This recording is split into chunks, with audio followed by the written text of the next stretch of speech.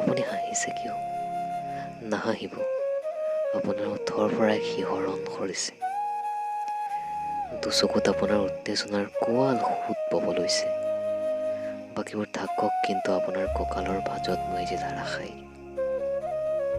পেয়সীৰ তিতা চুলিৰ সেই পানীৰ চিটিকনি বাৰিষাৰ হাজাৰ জাক বৰষুণতকৈ শ্ৰেয়।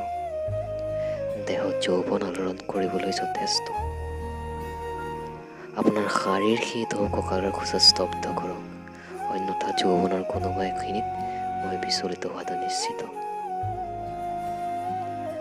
আপোনাক ভাল পাবৰ বাবে মোৰ আপোনাৰেই প্ৰয়োজন নাই।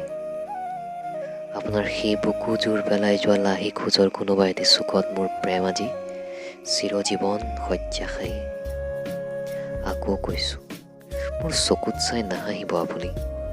আপোনাৰ ওঠৰ পৰা কিবা শিহৰণ সৰে। আহ, কি তৃপ্তি! নুবুজিব আপুনি। আপুনি যে যৌৱনৰ ঢৌত আজি ৰুদ্ধ, আৰু মই কেৱল আপোনাৰ যৌৱনতেই আবদ্ধ।